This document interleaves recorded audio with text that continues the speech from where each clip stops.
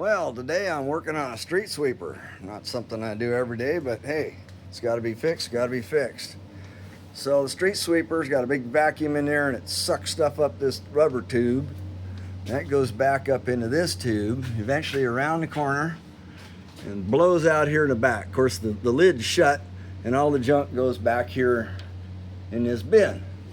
Now, rocks and gravel have been going around this corner for about 30 years, and it's wore paper thin. In fact, there's holes on the back side of each one of these seams here. Now, I didn't want to have to buy a 20-foot piece of tube to fix this, so here's what I'm doing. Say hello to my little friend. Well, actually 60-ton press. So I've got made an H piece in here so I can wrap something all the way around this in a circle, because normally you bend, your press gets in the way. So you've got a 12-inch tube you're trying to make. There's a start of one down there.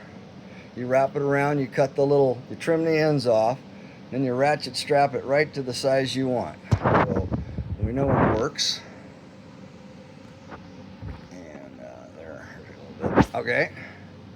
Now, let's see how this all works here. So 12-inch tube, and 12 inches, you got 360 degrees. 360 divided by 12 is 30 degrees. So what we want to do is make each bend 30 degrees. So I took some 3/16 brake line and I fooled around with the height of these blocks. This little cross piece is just tack welded in here. I'll knock it out when this job's done because it's in the way for everything else. So we've got that set 30 degrees, 36 bends should make a round circle, which, as you can see, it did. So let's see just how this all works out here. All right, so for some reason I discovered that the first bend always seems to go farther than the rest. So I've got a little spacer in here just for the very first bend. Put that in there, line up on a mark.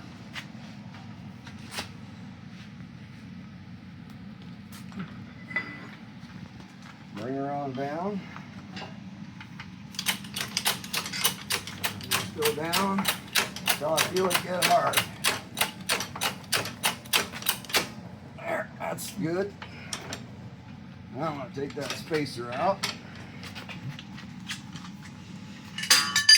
And we'll just go to the next mark.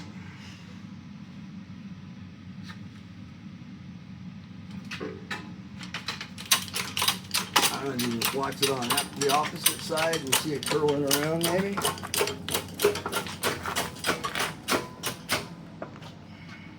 So the beauty of the spacer is you go down the same depth every time. Now, yeah, there was some experimentation to get it right, because even though the math says 30 degrees each bend, there's a little flex in everything. But as you work it along, 1 inch at a time. And I do this with re-arch and leaf springs and all kinds of stuff.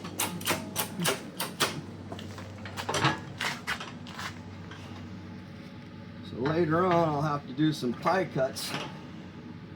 Cut these at well, when I get done, I'll have to cut the diagonals out of it to make the corner. But this is coming out pretty sweet. And even it isn't exactly right. What I found, come down over here, this was actually about 13 inches when I was done, and I made one that was too tight, so I left this one wide, and by the time I put the ratchet straps around and I cut off the tails, this one has to be bent farther before I cut the tails off. But look at that, this is right on the money, 12 inches. All right, I've got a whole bunch more cranking to do. And it's warm. Catch you later.